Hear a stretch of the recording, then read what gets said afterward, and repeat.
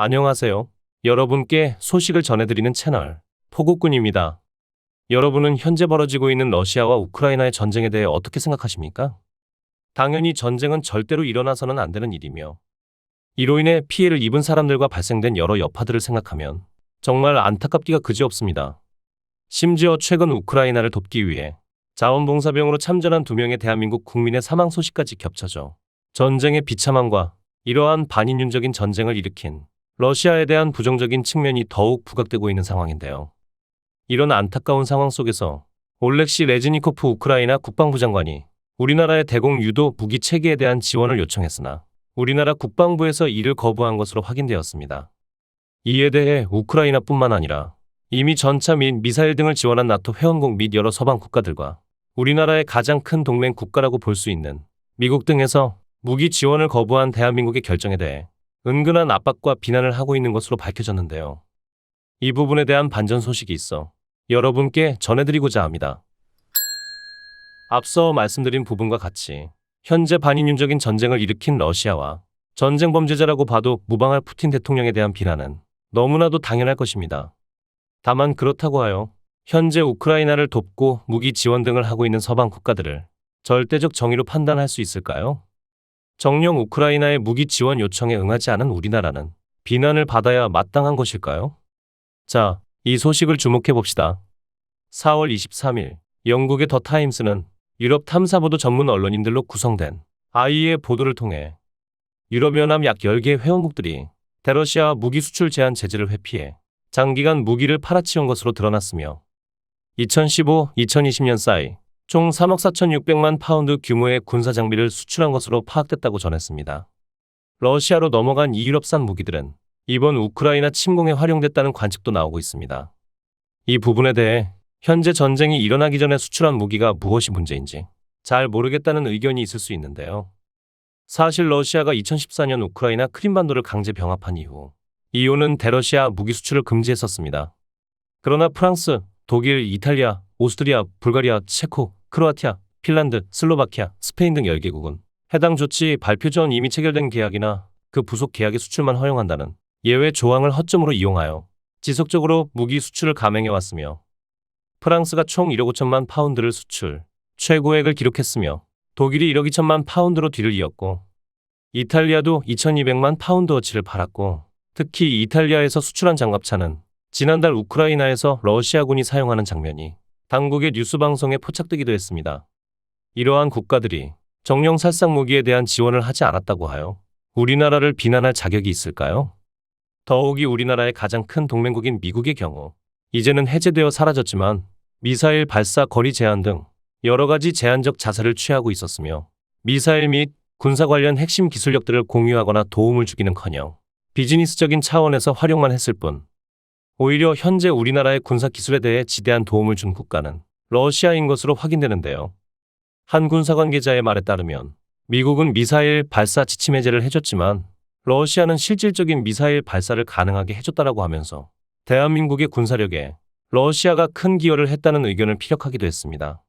따라서 러시아의 기술력이 들어간 우리나라의 무기들을 우크라이나에 지원하여 러시아의 뒤통수를 치는 일은 외교 문제에 크나큰 영향이 있을 것으로 판단되기에 국방부 측에서 살상 무기에 대한 지원을 거절한 것으로 예상되며 무엇보다 현재 우리나라는 다른 서방 국가들과 달리 휴전 중인 국가이기에 무기 지원에 대한 입장 자체가 다를 수밖에 없고 실질적인 무기 지원을 행하게 된다면 한러 사업 관련 조약 중 러시아는 북한을 지원하지 않는다는 항목을 지키지 않아도 되기에 우리나라의 안보에도 큰 적색 신호가 발생할 수 있는 것으로 보여지고 있습니다.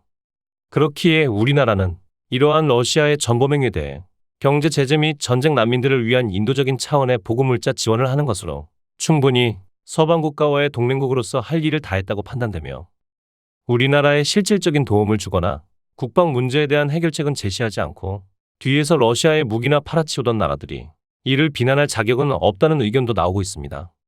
실상 이번 전쟁이 발발하기 전까지만 해도 러시아는 국방적으로나 기술적으로나 우리나라와 가장 밀접하게 협력하고 있는 나라였는데요. 되려 우크라이나와는 이렇다 할 협조관계도 없었을 뿐더러 무엇보다 어처구니 없는 점은 우크라이나는 자신들의 수도를 키예프라고 칭하는 우리나라 방송국에 해당 명칭은 러시아식으로 표기된 것이니 우크라이나식 명칭인 키이우로 정정해 줄 것을 강력하게 요구 및 항의하였고 우리나라는 이를 즉시 수정하였는데요. 정작 우크라이나 정부가 공인하며 약 200만 명 이상이 이용하는 교육 웹사이트의 지도에서는 우리나라의 독도를 다케시마로 표기하고 있으며 일본의 고유 영토로 정확하게 국경선까지 그려서 나타내고 있는 상황입니다. 이에 대해 주한 우크라이나 대사관 측으로 답변을 요구했으나 관련 내용에 대해 정확한 답변을 주지도 않은 것으로 밝혀졌는데요. 이뿐만이 아닙니다. 최근 세르기 코르슨스키 주일 우크라이나 대사가 현만 발언의 트위터 글을 리트윗한 것으로 확인되었습니다. 내용인즉 반박하지 않고 가만히 있으면 기정사실화된다. 그동안 한국으로부터 피해를 받은 일본의 입장에서 보면 러시아는 한국과 비슷하기 때문에 발빠르게 반박하는 것이 중요하다고 본다. 는 글이었는데요. 이 글은 당초 한 트위터 계정이 코르슨스키 대사의 특정 게시물을 공유하며 의견을 남긴 것으로 현재는 트윗 원문이 삭제돼 어떤 맥락에서 나온 발언인지는 파악할 수 없지만 누가 봐도 원문 자체가 러시아가 주장하는 어떠한 내용에 대해 반박이 필요하다는 글이었던 것으로 보여지며 이에 대한 의견 중 한국과 러시아는 비슷한 국가라는 내용을 리트윗한 것으로 보아 대사 또한 한국에 대해 부정적인 견해를 가지고 있는 것으로 예상이 되는데요. 이에 대한 증거로 코르슨스키 대사는 지금까지 꾸준히 혐한 관련 글들을 개인 SNS에 올려왔던 것으로 밝혀졌으며 우크라이나 정부가 공식 트위터에 2차 세계대전의 전범을 상징하는 인물로 히틀러, 무솔리니, 히로히토 일왕의 사진을 올리자 공개적으로 수정해달라는 메시지를 보낸 바 있습니다.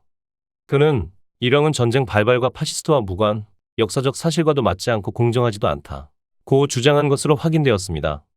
일각에선 주일 대사이기에 일본에 유리한 의견을 내세울 수밖에 없다는 점과 개인의 의견일 뿐이라는 주장이 있습니다만 우리나라의 입장에서는 절대 쉬이 넘길 수 없는 부분이며 대사의 태도나 그에 응하는 우크라이나 본국의 대처까지 어떻게 보아도 우크라이나의 대외적인 자세는 친일 쪽에 더 가깝다고 판단되며 특정 국가가 일본을 우호적으로 바라보는 것이야 저희가 상관할 문제는 아니지만 그것이 독도와 같은 영토 문제에까지 영향을 주며 현 전범국인 러시아와 우리나라를 동일시하고 전범에서 일본의 인사를 삭제시키는 역사 왜곡까지 행하는 상황은 결코 좌시하기 어려운 것이 분명할 것입니다.